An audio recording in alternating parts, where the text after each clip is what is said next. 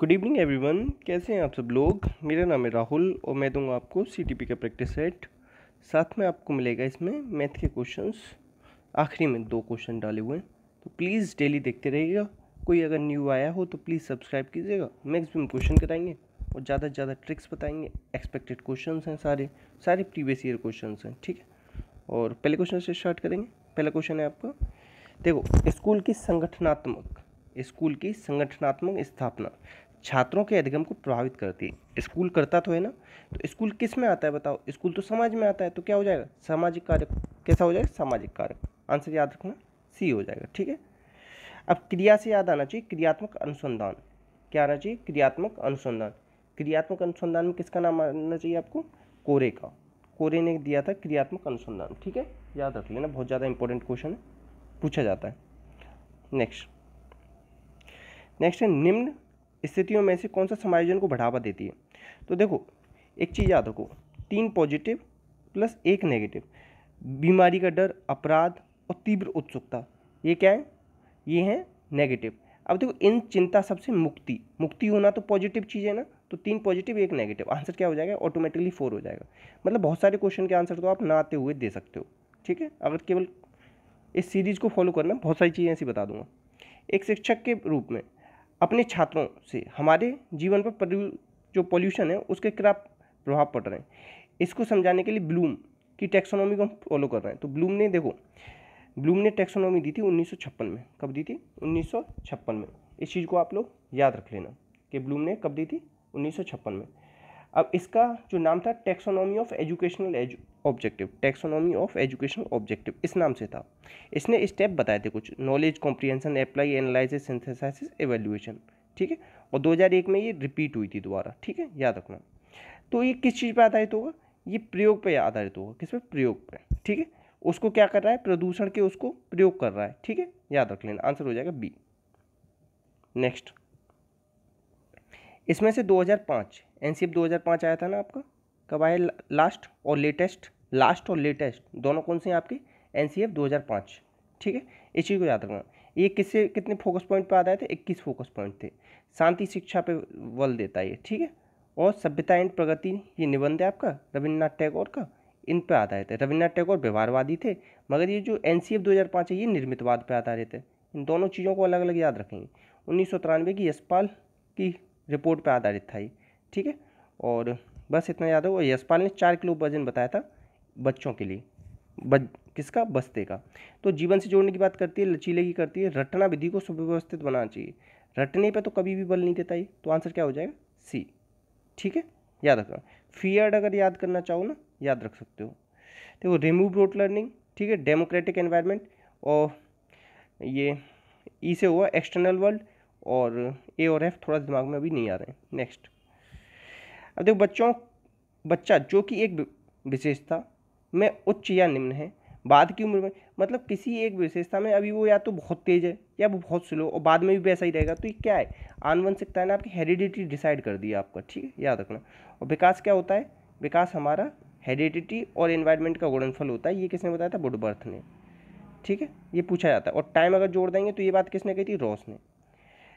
एक चीज़ याद रखना, विकास हमेशा सामान्य से विशिष्ट की ओर चलता है। ये क्वेश्चन आपको घुमा फिरा के 1000 बार पूछा जाएगा। आज के पेपर में दिखाऊंगा, आज जो क्वेश्चन लाए ना इसमें कितनी बार पूछा गया है, ठीक है, याद रखना, आंसर हो जाएगा सी। नेक्स्ट, कौन सा विकास का सिद्धांत नहीं, बताओ। विकास के तो बहुत सारे सिद्धांत, मगर इसमें से कौन सा, निरंतरता होती है, व्यक्तिगत भिन्नता होती है, पैटर्न होता है, विशिष्ट से सामान्य, बताओ। विशिष्ट से सामान्य नहीं होता, सामान्य से विशिष्ट होता है। पहले आप पूरे हाथ का प्रयोग करते हो, फिर आप उंगलियों का करते हो, ठीक है। विकास से एक क्वेश्चन बहुत पूछा जाता है, विकास निरंतर चलने वाली प्रक्रिया है, रुकता नहीं है, ठीक है। और वृद्धि रुक जाती है कुछ समय के बाद। ये क्वेश्चन 1000 बार पूछा जाता है, ठीक है, याद रखना। नेक्स्ट है, इसमें से किसने विकास के चरणों से जुड़े हुए सिद्धांत को नहीं दिया है। चरणों की बात कौन करता है, फ्राइड करता है, ठीक है। Oral, anal, phallic, latency, genital, ठीक है। मनु, लैंगिक विकास का सिद्धांत, मनु विश्लेषण सिद्धांत, the psychopathology of everyday life, ये किताब है इनकी, ठीक है। अब पियाजे ने 4 स्टेज दिए, पूर्व संवेदी पेशी, पूर्व संक्रियात्मक, मूर्त और अमूर्त, ठीक है। एरिक्सन ने तो 8 दी, ट्रस्ट वर्सेस मिस्ट्रस्ट से स्टार्ट होती है, और आखिरी में डिस्पेयर, जनरेटिविटी वर्सेस डिस्पेयर, ठीक है, ये बंडूरा ने ऐसी कोई स्टेज नहीं दी। बंडूरा ने तो अटेंशन, रिटेंशन, रिप्रोडक्शन, मोटिवेशन, ये मोटिवेशन की 4 स्टेज दी, मगर ये किसी कह रहे हैं विकास की कोई स्टेज नहीं दी बंडूरा ने। बंडूरा ने बोवोडोल पे एक्सपेरिमेंट किया था, मॉडलिंग पे फोकस करते हैं, सामाजिक कौन सा दिया था, अधिगम सिद्धांत दिया था, और सामाजिक सांस्कृतिक सिद्धांत भी दिया था 1986 में। और बंडूरा कहाँ के, कनाडा के, याद रख लेना। आंसर हो जाएगा बी। नेक्स्ट, मस्तकाधुमुखी मतलब क्या है, सेफलोकॉडल। ठीक है, 2 तरीके का विकास होता है, सेफलोकॉडल तो होता है, एक प्रॉक्सिमोडिस्टल होता है। इसमें सेफलोकॉडल की बात कर रहा है तो सिर से शुरू होता है, पैरों तक जाता है। ठीक है, नेक्स्ट, रीढ़ की हड्डी हृदय से पहले विकसित होती है। रीढ़ की हड्डी कहाँ आती है, बीच में। हृदय कहाँ आता है, थोड़ा साइड से आता है। ठीक है, याद रखना। तो कौन सा हो जाएगा, प्रॉक्सिमोडिस्टल हो जाएगा। प्रॉक्सिमोडिस्टल क्या होता है, बीच से बाहर की ओर या अंदर से बाहर की ओर। ठीक है, याद रखना। सामान्य विशिष्ट क्या होता है, विकास का सिद्धांत होता है। सेफलोकॉडल सिर से पैर बताया था। ठीक है, नेक्स्ट, इसमें से कौन सा विकास का सिद्धांत नहीं है, बताओ। विकास का कौन सा सिद्धांत नहीं है, निरंतर चलता है, व्यक्तिक प्रक्रिया है और अंत्यक्रिया का उत्पाद है, सामान्य से विशिष्ट की ओर आगे नहीं बढ़ती। देखो यहाँ नहीं दे दिया तो यही गलत बात है ना, क्योंकि ये तो बढ़ती है सामान्य से विशिष्ट। आंसर क्या हो जाएगा, सी। नेक्स्ट, विकास कभी नहीं रुकता। मैंने कहा था ना, निरंतर जीवन पर्यंत चलता रहता है, तो ये किसका सिद्धांत है, निरंतरता का सिद्धांत है। ठीक है, हर एक व्यक्ति का जो विकास होता है वो एक पैटर्न को फॉलो करता है। पैटर्न समझ लो, पहले बच्चा चलना सीखेगा, फिर उसके बाद में पहले बच्चा ना क्या घुटनों के बल चलना सीखेगा, फिर पैरों से चलना सीखेगा, फिर भागना सीखेगा। ठीक है, आखिरी में आता है ना दौड़ना, पहले तो वो चलना सीखेगा। तो एक पैटर्न होता है, पहले बच्चे के दूध के दांत निकलेंगे, फिर पक्के दांत निकलते हैं। ठीक है, ये चीज़ याद रखना। आंसर क्या हो जाएगा इसका, डी। नेक्स्ट, विकास की गति एक व्यक्ति से दूसरे में भिन्न होती है, तो क्या होती है बताओ। मगर ये दोनों सब में भिन्न होती है विकास की गति, मगर पैटर्न सेम होता है। याद रखना, गति तो आगे पीछे हो सकती है किसी के में, मतलब कोई बच्चा 2 साल का बोलता है, कोई 1 साल का बोलता है, कोई आपका 36 महीने का बोलता है। वैसे बच्चा कब बोलने लग जाता है, 24 महीने में बोलने लग जाता है। ठीक है, और पहला शब्द कब बोलता है बच्चा, 12 महीने में। 2 साल का बच्चा कितने शब्द बोल लेता है, 272। इन चीज़ों को याद रखना है। ठीक है, तो मगर जो विकास होता है ना, क्रमबद्ध जो बताया ना पैटर्न, ये सबका सेम होता है। सब पहले रेंगेंगे, फिर चलेंगे, फिर दौड़ेंगे। ठीक है, याद रखना। आंसर क्या हो जाएगा, 4।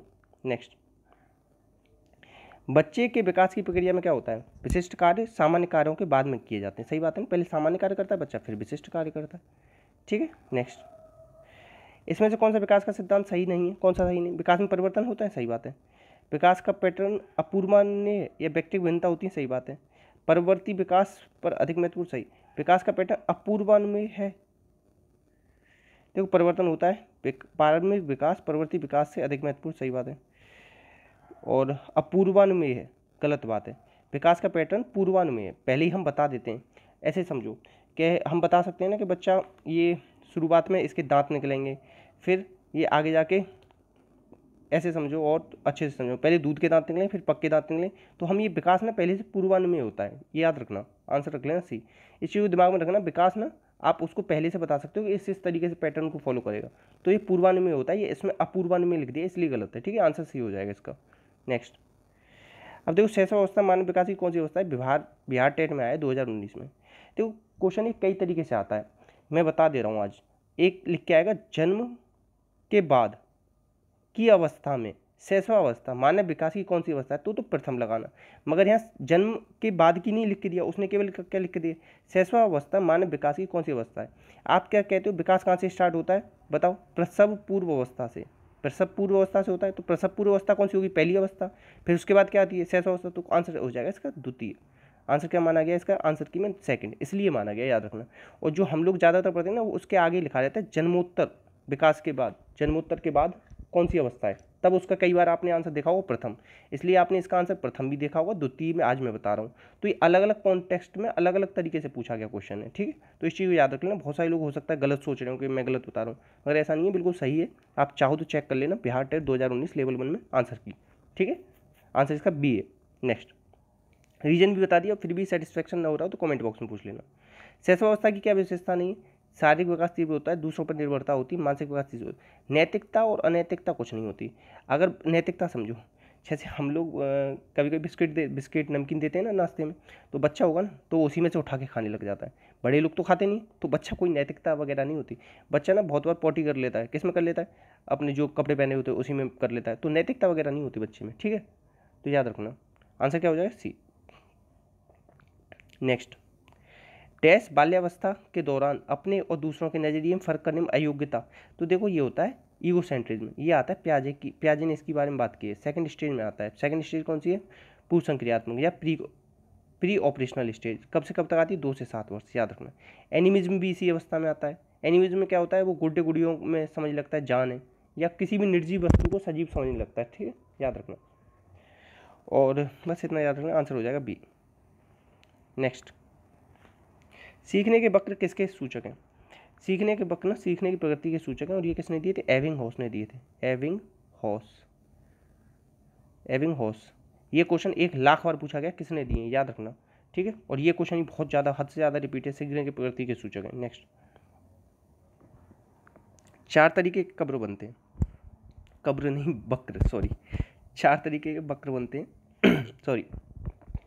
पहला बनता है उत्तल, अवतल, एस और रे, बिल्कुल इस तरीके से, ठीक है। तो मैं बताऊं, इसमें कह रहा है ऋणात्मक वक्र कौन सा बनता है? ऋणात्मक वक्र को कहते हैं कॉन्वेक्स कर्व। ये इस तरीके से बनता है। ये देखो कॉन्वेक्स में क्या होता है, इस तरीके से होता है ना, कॉन्वेक्स लेंस पड़ा होगा, एक कॉन्वेक्स एक कॉन्वेव। कॉन्केव अच्छा होता है, कॉन्केव क्या होता है? पॉजिटिव वक्र बनता है। इसमें आंसर आएगा उत्तल वक्र, ठीक है। अगर यहीं पे ऋणात्मक की जगह अगर ये कहता है धनात्मक वक्र, तो आपका आंसर आया था अवतल, ठीक है, याद रखना। और सबसे अच्छा वक्र कौन सा होता है? ये होता है कौन सा? अवतल वक्र, ठीक है, याद रखना। अब देखो इसे एक चीज़ और याद रखना, इसे कहते हैं नतोत्तर वक्र।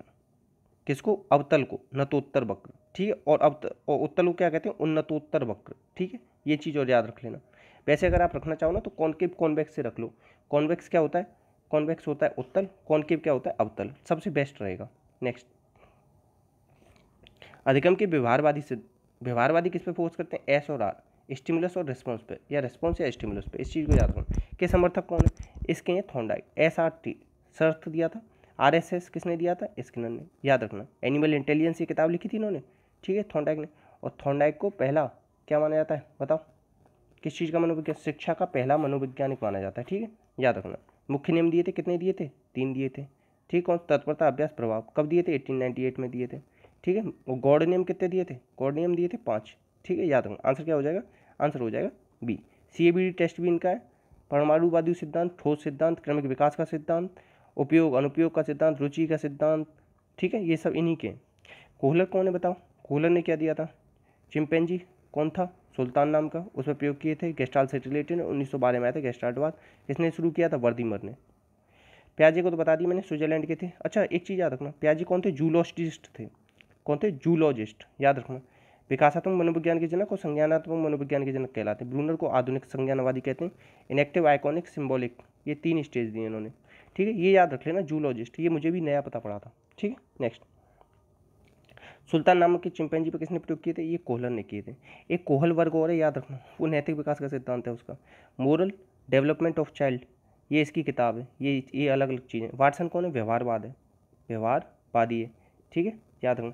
और वाटसन ने देखो कंपैरेटिव साइकोलॉजी इस चीज़ को दिया है। कंपैरेटिव साइकोलॉजी किसने दिया? वाटसन ने, ठीक है। और इसका एक बेटा था, उसका नाम दोबारा आज आप लोग बताना। वुडवर्थ ने क्या दिया? हेरिडिटी और एनवायरनमेंट के हम लोग क्या होते हैं? गुणनफल होते हैं, ठीक है, याद रखना। स्किनर की किताब है बिहेवियर ऑफ ऑर्गेनिज्म, एक है क्या? बियॉन्ड फ्रीडम एंड डिग्निटी, इस चीज़ को याद रख लेना। स्किनर ने चूहे और कबूतर पर प्रयोग किया था 1938 और 1943 में, याद रखना। चैपनिंग और शेपिंग का कॉन्सेप्ट दिया था। और क्या क्या दिया था बताओ इन्होंने, बताओ। इंस्ट्रूमेंटल लर्निंग, ऑपरेंट कंडीशनिंग, और कुछ दिया था, इतना याद रख लो अभी। नेक्स्ट, अधिगम का संज्ञानात्मक क्षेत्र सिद्धांत, ऐसे याद रखो। क्षेत्र सिद्धांत किसने दिया? कोटलेबिन। इन्होंने एक समीकरण दिया था B=FP×E। ये कहाँ के थे? जर्मनी के थे। ये चीज़ याद रखो। कितने स्टेप दिए इन्होंने? 4 स्टेप बताएं, ठीक है, ये चीज़ याद रखो। और इन्होंने क्या दिया है बताओ? टोपोलॉजी और लाइफ स्पेस याद रखना। लाइफ स्पेस से बहुत काम किया इन्होंने, ठीक है। CL हल ने क्या दिया? ड्राइव रिडक्शन थ्योरी दी है, ये भी याद रख लेना, ठीक है।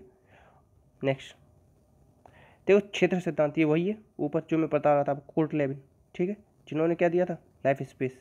कोटलेबिन, LKL और फिर L से ही लाइफ स्पेस।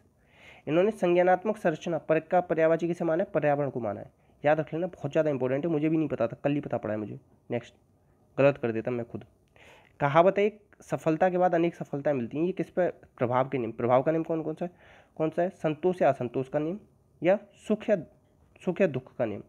कौन सा नियम? और ये क्या है? मुख्य सिद्धांतों में से एक है, किसके? थॉर्नडाइक के। तत्परता, अभ्यास, प्रभाव, ये मुख्य 3 सिद्धांत है। अभ्यास को क्या कहते हैं? उपयोग या अनुपयोग का सिद्धांत। तत्परता को कहते हैं रुचि का सिद्धांत। आंसर हो जाएगा सी। आगे बढ़ जाते हैं, चलो ठीक है। प्लीज़ शेयर कर देना ना वीडियो, अच्छी लगे तो आप लोगों को। प्रयत्नों की संख्या बढ़ने पर त्रुटियां कम होने लगती है, थॉर्नडाइक ने कहा, ठीक है। पावलोव ने क्या किया? 1904 में नोबेल पुरस्कार मिला है। कुत्ते पर प्रयोग किया है, पैरोटिड ग्लैंड पर किया है, हॉफमैन मशीन थी, ठीक है। लेंडर एंडरसन ने इसके प्रयोग को शिक्षा मनोविज्ञान में यूज किया है, और अस्थायी सीखना होता है इसके में, ठीक है, याद रखना। और क्या किया इसने बताओ? उद्दीपक सामान्यीकरण हो जाता है इसके में, ठीक है। ये सारी चीज़ें किसकी? पावलोव की, ठीक है। और बाकी और क्या बता सकता हूँ मैं आपको? बस इतना याद रख लो, ठीक है। और स्किनर बता रखा है, कोहलर भी बता रखा है। नेक्स्ट, क्रमबद्ध अधिगम पर बल देने वाला सिद्धांत कौन है? क्रम की बात कौन करता है कि क्रमबद्ध पे ध्यान दो, तो क्रम पे ध्यान देता है प्रयत्न और त्रुटि का सिद्धांत, ठीक है। प्रबलन का सिद्धांत बता दिया, किसने? हल ने दिया था। प्रबलन को यूज किसने किया था? प्रबलन को यूज किया था स्किनर ने, ठीक है। पुनर्बलन, ऐसे याद हो। चिन्ह सिद्धांत टॉलमैन का है, इसे गुप्त अधिगम का सिद्धांत भी कहते हैं, ठीक है। लेटेंट लर्निंग भी कहते हैं, याद रखना, ठीक है। ये पहली बार सुना है मैंने, स्कैक्स, रॉबिन्सन, पता नहीं क्या है ये। नेक्स्ट, थॉर्नडाइक द्वारा क्वेश्चन नंबर 16, इसे इतना एक्सप्लेन करना, मुख्य सिद्धांत, गॉड सिद्धांत, कौन सी किताब, कितने इनके नाम हैं, सब कुछ बता देना थॉर्नडाइक के बारे में जितना भी जानते हो, बिल्ली से लेके अमेरिका तक जितना भी याद हो इनके बारे में, ठीक है। नेक्स्ट, देखो, मोटर कार का चालक सीट बेल्ट न पहनने पर कार में बीप की आवाज़ आती है। कभी आपने कार चलते हुए देखी हुई है? तो अगर आप वो ना पहनो ना क्या, सीट बेल्ट, तो पी पी पी पी इस तरीके से आवाज़ करता है। तो आप किसी चीज़ से बचने के लिए जो भी मतलब किसी चीज़ को हटा दिया जाए और उससे आपको सुख मिले, तो उसे कहते हैं ऋणात्मक प्रबलन। जैसे आप धूप में जा रहे हो, आपके सिर पर मैंने छाता लगा दिया, तो उसे कहेंगे ऋणात्मक प्रबलन। बीप बीप से आप परेशान हो रहे थे, इसे हटा दिया, यही अपने आप बंद हो जाती 5 मिनट के बाद, तो ये भी क्या होती है? ऋणात्मक प्रबलन। आपके पास कॉपी नहीं है, नहीं ऐसे समझो, आप पेन से लिख रहे हो, पेन की स्याही खत्म हो गई, मैंने आपको पेन दे दिया, वो उसे कहते हैं ऋणात्मक प्रबलन। आप धूप में बैठ के काम कर रहे हो, मैंने वहाँ पे एसी लगा दिया, ठीक है, तो उसे कहेंगे ऋणात्मक प्रबलन, याद रखना। आंसर क्या हो जाएगा? ए। लोग कंफ्यूज होते हैं इसमें बहुत ज़्यादा, याद रखना। इसमें से क्या प्राथमिक पुनर्बलन का प्रयोग है? तो प्राथमिक जो भी है ना, वो जैविक से रिलेटेड होता है। कैसे? प्राथमिक जैविक से रिलेटेड होता है। तो बिस्किट ना जैविक आवश्यकता है आपकी, कैसी? जैविक, याद रखना। नीड थ्योरी दी थी, किसने दी थी? मैस्लो ने। सबसे पहले किसकी? शरीर की मांग दी थी। शरीर की मांग सबसे पहले आती, तो सबसे पहले क्या आता है? बिस्कुट। पहले पेट पूजा, फिर काम दूजा। नेक्स्ट, एक छात्र कक्षा में दिखाने वाले प्रदर्शन को हर हफ्ते में 2 चॉकलेट पाने के लिए, देखो हर हफ्ते हो रहा है, तो क्या है? निश्चित अंतराल पे हो रहा है। कैसा है? निश्चित अंतराल है कि हर हफ्ते में 2 चॉकलेट मिलेंगे उसे। नेक्स्ट, अब देखो ये मैथ के कुछ क्वेश्चन हैं। 3 अंकों की कितनी संख्याएं जो 6 से विभाजित होंगी? देखो 3 अंकों की सबसे बड़ी संख्या है 999, 6 से डिवाइड करो, 6 एकम 6, बचा कितना? 39, तो कितना बचा? 6 6 36, बचा कितना? 39, 6 6 36, ठीक है, 166। अब 2 अंकों की निकाल लो, 6 से 2 अंकों में भाग दो, 6 एकम 6, ठीक है, और बचा कितना? 39, 6 6 36, ठीक है। तो 2 अंकों की निकाली, 3 अंकों की। अब इसमें से इसे घटा दो, 166 में से 16 घटा दो, तो कितना बचेगा? 150। ये आपका आंसर हो जाएगा, ठीक है। और बहुत बार ऐसे देगा 2, 3 और 4 से विभाजित होने वाली 3 अंकों की कितनी संख्याएं, तो इनका एलसीएम निकाल लेना, और पहले एक बार 2 अंकों की बड़ी से बड़ी में दे लेना, 3 अंकों की दे लेना, घटा के ले लेना, ठीक, आंसर हो जाएगा बी। अब देखो 18 से कौन सा विभाजित नहीं है, इसमें ही पूछा है 18 से कौन सा, तो देखो 2 से, 3 से और 9 से, इनसे विभाजित होना चाहिए, तो वो हो जाएगा। देखो सबसे आसान दिख रहा है, इसमें 3 आ रहा है, तो यही नहीं होगा, बताओ क्यों? 2 से विभाजित होने के लिए आखिरी में क्या सम संख्या होनी चाहिए? मुझे देखने की जरूरत नहीं, 1 सेकंड में आंसर आ जाएगा, डी। तो आप चाहते हो ऐसे मैथ के क्वेश्चन और कराऊँ? कल से मैं ज़्यादा क्वेश्चन इंक्लूड करूँ? अगर आप ऐसा चाहते हैं तो प्लीज़ कमेंट बॉक्स में आप लिखेंगे कि ऐसे ट्रिक्स से मैं कुछ आपको क्वेश्चन कराऊँ। और बाकी प्लीज़ शेयर कर देना, ये आपका एक फ़र्ज़ होगा, और बाकी मैं अपना फ़र्ज़ निभा रहा हूँ, आप अपना निभाना। बाकी कोई डाउट आया हो तो कमेंट बॉक्स में पूछना। इसी के साथ अपना का ध्यान रखना, घर वालों की बात मानना, थोड़ा सा पढ़ाई ज़्यादा करना। होली हो चुकी है, पेपर होगा, इस साल ज़रूर होगा, ऐसा हो नहीं सकता, पोस्टपोन होना एक अलग बात है। देखो जिद ज़रूरी है पढ़ने के लिए, सबसे बड़ी बात है। जब आपको लगे ना कि बस पढ़ाई पूरी हो गई, तभी कहना कि बस 5 मिनट और पढ़ूंगा। ये 5 मिनट का नियम लगा लेना, लाइफ अच्छी हो जाएगी, ठीक है। तो प्लीज़ अच्छे से पढ़ना, बाकी अपना ध्यान रखना। कमेंट बॉक्स में पूछ लेना जो भी डाउट आया हो। जय हिंद, जय भारत।